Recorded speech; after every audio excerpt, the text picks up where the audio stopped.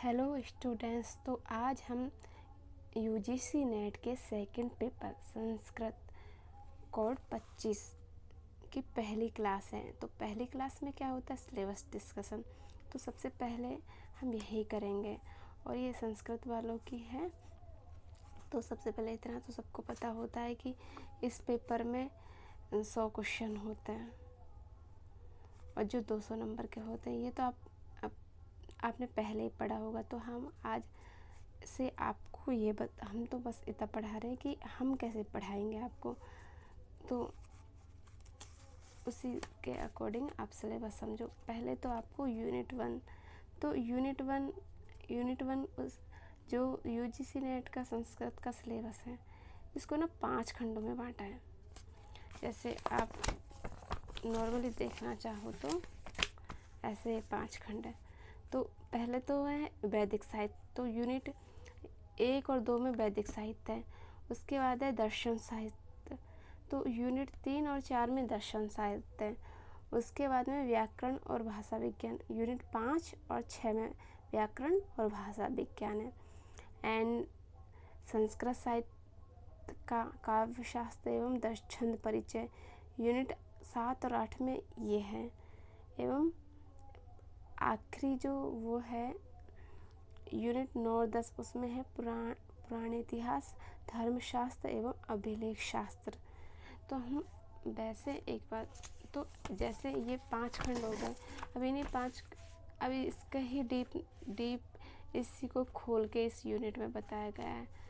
तो वैसे आपको मैं पूरी यूनिट्स करवा दूंगी और वो भी आपके एग्ज़ाम से पहले। बट आपको जैसे जैसे समझ आ रहा है या समझ नहीं आ रहा तो आप मुझे बता सकते हैं, क्योंकि आपके फीडबैक से ज़्यादा अच्छे से पता चल जाएगा कि मुझे कौन सी चीज़ें मतलब कहाँ कहाँ और सुधार करना है। तो जैसे हम पहले जानते हैं अपनी यूनिट 1, तो यूनिट 1 में है वैदिक साहित्य। अब वैदिक साहित्य में वेदों के काल मैक्समूलर, एबेवर और जैकोबी बाल गंगाधर तिलक, ये जो विचारक हैं उनके विचार हैं। उसके बाद है संहिता साहित्य और संवाद सूक्त, जैसे ऋग्वेद जो संवाद सूक्त है ऋग्वेद में पूर्वा उर्वशी, यम यमी, रमापर्णी, तो इनके बारे में है। उसके बाद है ब्राह्मण साहित्य और आरण्यक साहित्य, और इसके बाद है वेदांग। अब हमारे यहाँ 6 वेदांग है, शिक्षा, कल्प, व्याकरण, ज्योतिष, छंद, तो इन्हीं के बारे में इसमें पूछा है। तो जैसे हमें देखने में ये छोटा लग रहा है, बट सच में जब हम पढ़ेंगे तो वो काफ़ी डीप सिलेबस है और आपको काफ़ी अच्छे से पढ़ाया जाएगा। मतलब ऐसे तो मैं नहीं कह रही, बट मैं अपना 100% दूंगी, क्योंकि हो सकता है मैं आपको अच्छे से ना पढ़ा पाऊँ, बट मैं अपनी तरफ से पूरी कोशिश करूँगी। उसके बाद में अगर आप समझ पाते हो तो अच्छी बात है, अगर नहीं समझ पा रहे हो तो मैं अपने काम को और भी ज़्यादा सुधारने की कोशिश करूँगी ताकि आपको अच्छे से समझ आ जाए। And second unit first unit से रिलेटेड है, बस उसमें तो संक्षिप्त में था और इसमें थोड़ा डीप जाके है। तो इसमें पहले तो ऋग्वेद के बारे में है। ऋग्वेद के जो सूक्त हैं अग्नि सूक्त, वरुण सूक्त, इंद्र सूक्त, उष्म, पूर्जन्य, अक्षय, ज्ञान और पुरुष, हिरण्यगर्भ, वाक और नास्तीय सूक्त। उसके बाद में है ऋग्वेद के सूक्त हैं। उसके बाद शुक्ल यजुर्वेद के सूक्त हैं।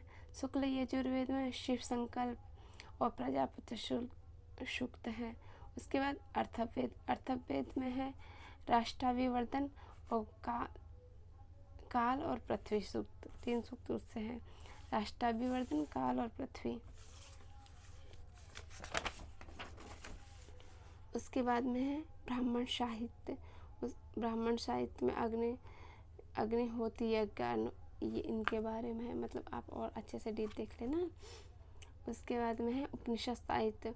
उपनिषद में ईशा, कंठ, केन, बृहदारण्यक, तैत्तरीय, श्वेताश्वर, इन सब उपनिषदों के बारे में। उसके बाद में वैदिक व्याकरण में निरुक्त एवं वैदिक व्याख्या पद्धति, वैदिक व्याकरण जो पुराने समय के व्याकरण है उसके बारे में है। उसके बाद में ऋक् प्रतिशाख्य, फिर उसके बाद में ऋक् प्रतिशाख्य में सामानाक्षर, अश्वगोष, सोम, स्वराभिव्यक्ति और निरुक्त के अध्ययन, निरुक्त निर्वचन,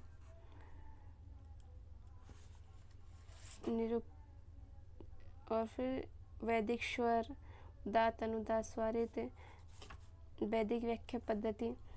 उसके बाद यहाँ से शुरू हो जाता है दर्शन साहित्य। तो दर्शन साहित्य में तत्व, प्राण मीमांसा, तत्व मीमांसा, आचार मीमांसा, मतलब हमारे जो जितने भी प्राचीन दर्शन थे उसके बारे में है। उसके बाद में है, अभी ये दर्शन का ही है। दर्शन को यहाँ विशिष्ट अध्ययन किया गया। जो ईश्वर कृष्ण है उनकी सांकारिका का अध्ययन किया गया है। और जो सर्वानंद है उनकी वेदांत सार, और अन्नम भट्ट है उनकी तर्क संग्रह। तो ये बुक, ये सारा सिलेबस अच्छा। उसके बाद है लौगाक्षी भास्कर की अर्थ संग्रह, पतंजलि की योग सूत्र, वैद्रायन की ब्रह्मसूत्र, विशाखा पंचानन की है न्याय सिद्धांत कौमुदी, और सर्वदर्शन संग्रह का जैन मत और बौद्ध मत।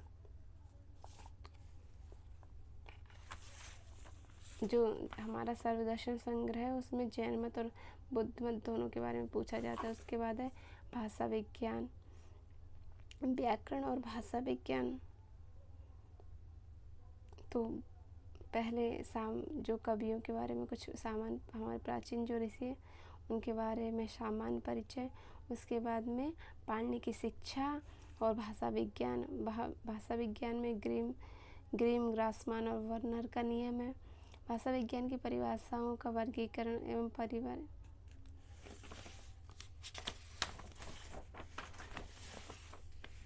उसके बाद में है यूनिट 6। अब यही व्याकरण का विशिष्ट अध्ययन है इसमें, क्योंकि 2 यूनिट आपस में रिलेटेड है तो ये वही है। इसमें परिभाषाएं हैं, संधि, सुबंत, हलंत, समास, तद्धित, तड़ित, प्रत्यांत, स्थिर प्रत्यय, महाभाष्य, वाक्यपदियम।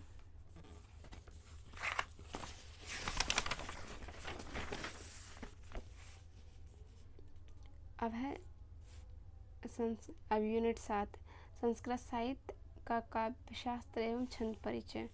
तो इसमें जो अभी इसमें वो जो पहले था उसमें प्राचीन साहित्य वाले प्राचीन ऋषि थे, मतलब जो पुराने ज़माने के ऋषियों के बारे में था।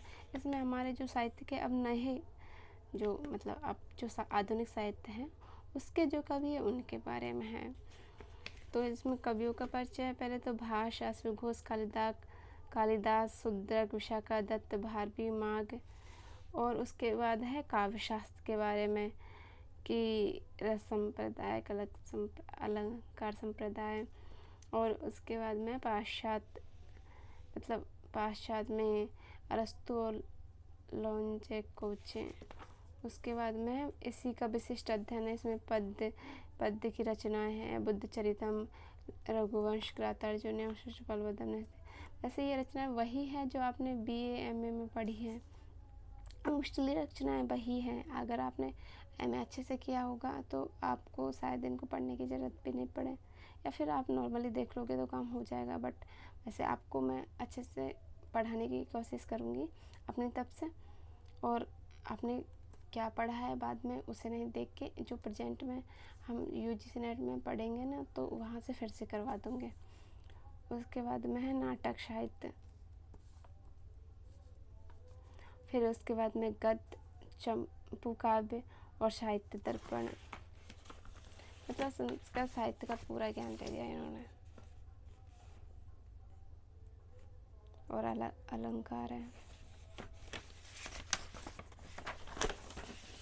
धन्यालोक भी है इसमें, वक्रो जीवितम में। उसके बाद में पुरोहितास। तो इसमें पता है वो है जो प्राचीन काल, मतलब जो हम जिनको भगवान, मतलब वो इतिहास जो हम भगवान की नज़रों से देखते हैं, मतलब हम ऐसा बोलते तो हैं कि ये धार्मिक ग्रंथ है, जैसे रामायण हुआ, महाभारत, पुराण, हमारी स्मृतियाँ, प्रमुख स्मृतियाँ, अर्थशास्त्र। अब ये तो हो गए वो पुराण वाले, और उसी समय के हैं अर्थशास्त्र, लिपि एवं ब्राह्मी लिपि, और उसके बाद में अभिलेखों का सामान्य परिचय। और 10वीं इकाई में कौटिल्य के अर्थशास्त्र, मनुस्मृति और याज्ञवल्क्य स्मृति, लिपि तथा अभिलेख। और उसके बाद में प्राचीन गुप्त अभिलेख, मतलब अभिलेखों के बारे में है। तो ये मैंने सिलेबस खुद हाथ से लिखा है, क्योंकि मैंने निकलवाया नहीं था। हो सकता है, उम्मीद करती हूँ आपको सिलेबस अच्छे से समझ आया होगा। नहीं समझ आया तो आप कमेंट कर सकते हैं। अब कल से आपको नेक्स्ट वीडियो से आपकी स्टडी प्रॉपर शुरू हो जाएगी यूनिट 1 से।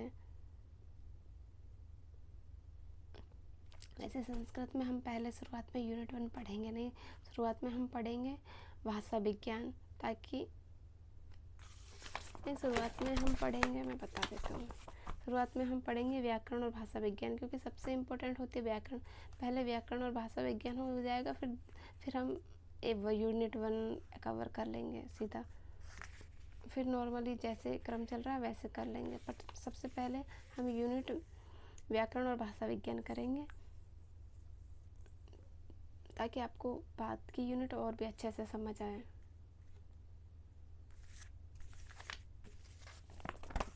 तो आज के लिए इतना ही। Thank you.